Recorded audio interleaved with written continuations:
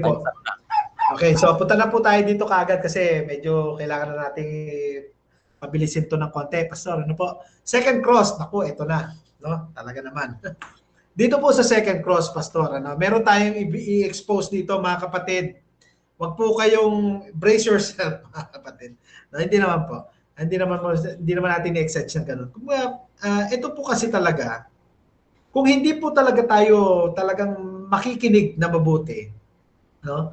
At hindi natin alam ang nakasulat sa Biblia, talaga pong may tendency na mailigaw tayo ng mga speakers, no? Unfortunately in this event, no? Si Brother Richard, ibabalik ko muna po yung sound, Pastor, ano? Kasi dito naka-enable eh.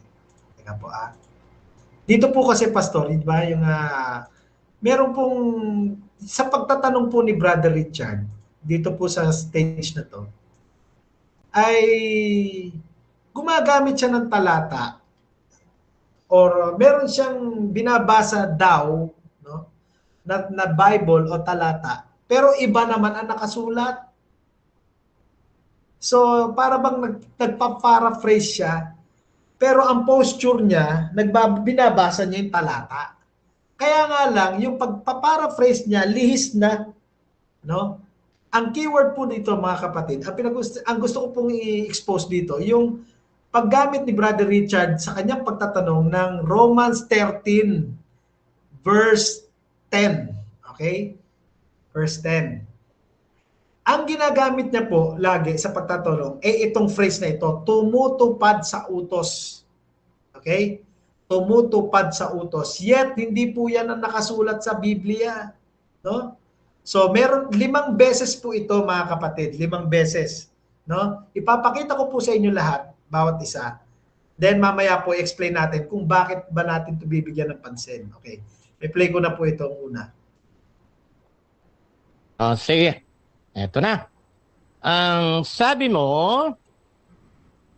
ang kautusan o yung pag-ibig, pag naka-ibig ka sa iyong kapwa, tumutupad ka sa kautusan. Tama o mali? Ayun, narinig niyo po mga kapatid, tumutupad. No? Tumutupad ka. Okay, ito naman po yung pangalawa. 5 po ito, mga kapatid. Ano? Okay. So, sa 10 utos, sabi dito, basahin ko itong nasa Roma ha, 8, sabi dito, 9, ang mga utos gaya ng wag kang mangangalunya, wag kang papatay, wag kang magnanakaw, etc., etc. Nauuwing lahat sa isang utos, ibigin mo ang iyong kapwa gaya ng iyong sarili. Ang umiibig sabi dito sa kapwa ay tumutupad sa utos. Ano ang sabi dito? Tumutupad yung hindi nagnanakaw, hindi nangangalunya, hindi papatay. Ano ang sabi dito? Tumutupad sa utos o expired yung utos na tinutupad?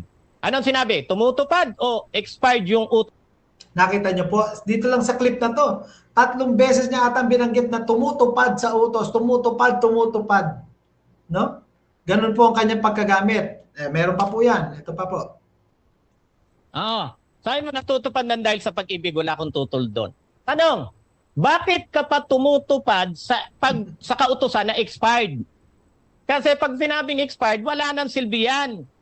Wala ka ng pananagutan na to pa rin yan. Ba't ka pa tumutupad sa kautusan na expired?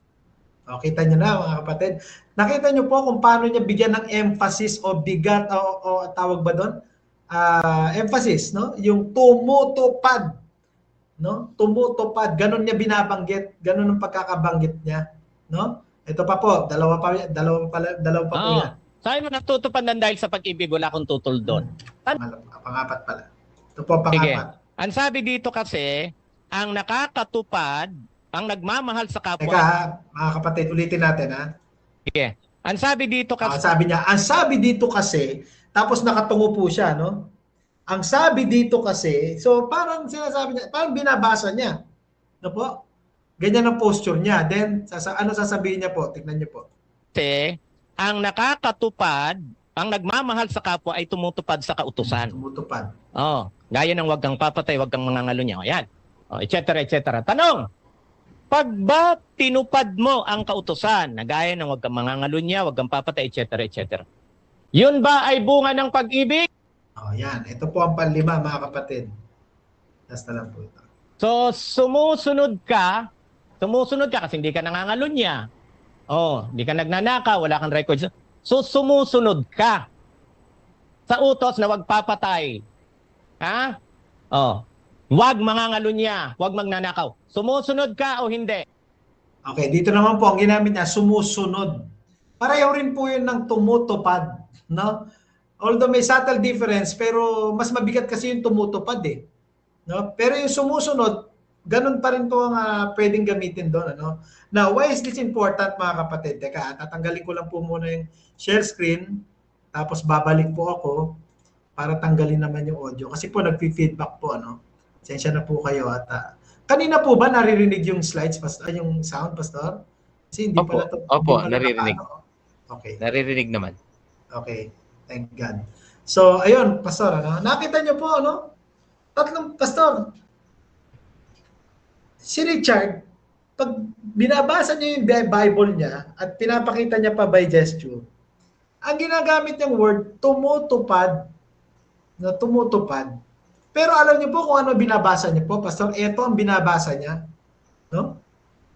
Ang sabi po doon sa Romans 13:10, okay? Ang umiibig ay hindi gumagawa ng masama kanino man, kaya't ang pag-ibig ay siyang katuparan ng kautusan. You see? May pagkakaiba pong malaki yon mga kapatid. Yung pong tumutupad sa Ingles ay keeping, no? Obeying. Alright? Yung pong katuparan ay fulfilling. Fulfillment. Fulfilled o fulfill. Magkaiba po yun, mga kapatid. Bakit niya po dinadala doon sa tumutupad? Kailangan niya po dalhin doon para palabasin na si Bishop ay kung tumutupad ka, Bishop, sa mga kautusan na ito na nasa verse 9, di umiiral pa 10 utos. Ganun lang po logic doon, mga kapatid. Kaya, pinipilit. Nakita niyo naman po, 5 times, mga kapatid. 5 times niyang ginagawa yun dito sa cross-examination niya.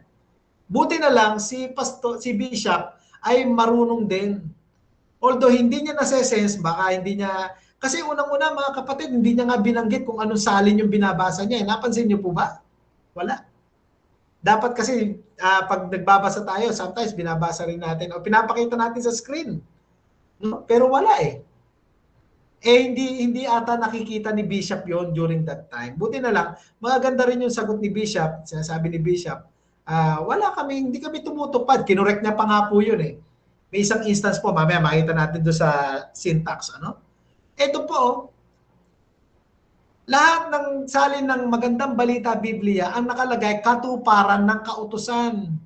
Hindi po tumutupad sa utos. Hindi po gano'n. No? Bakit gano'n gamit ni Richard? You see, mga kapatid? Ang sabi ang salita ng Diyos, ito medyo malapit, tinutupad natin. Parang pwede, di ba? Tumutupad, tinutupad. Pero ano pa nakalagay? Ang buong kautusan. Paano ngayon yun? Tutuparin mo buong kautusan?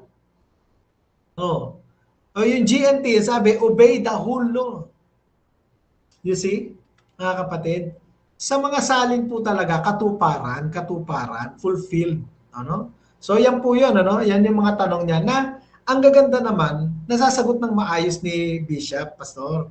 No, kagaya po halimbawa ito, sabi niya ang sabi mo, ang kautusan ay yung pag-ibig.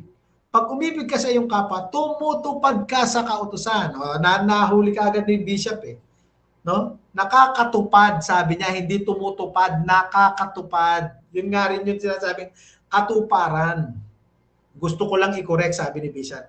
Hindi tumutupad. Ayun. Maganda dahil alam ni Bishop yung pagkakaiba ng dalawa, pero hindi niya lang siguro nase-sense kung bakit makulit dito si Richard, no? Kasi parang siyempre, wala namang iniisip na masama si Bishop, ano po, no? So ganyan po. Halimbawa, sabi niya pa, ito. Sabi mo, natutupad ng dahil sa pag-ibig. Wala akong tutol. Tanong, bakit ka pa tumutupad? Ang ganda ng sagot dito ni Bishop. Hindi nga ako tumutupad sa 10 utos na expired. Kundi ang tinutupad ko ay ang gabay ng Holy Spirit. Pag meron kang Holy Spirit, sabi doon, hindi ka papatay, hindi ka magnanakaw dahil meron kang pag-ibig. Hindi 10 utos ang ine-emphasize ng mga talatang iyon, kundi pag-ibig na bunga ng Holy Spirit. Ano yung sinasabi ni Bishop? Yung verses 8 to 10, pag-ibig ang pinag-uusapan doon, hindi yung pagtapad sa kautusan. Pero ang SDA naka-focus sa verse 9. Tapos, pagdating sa verse 10, babaliin nila yung nakasulat. Yan ang problema po, Pastor. Malinaw po ba, Pastor? Nakakuha niyo po ba? Opo, opo. Yan. Malinaw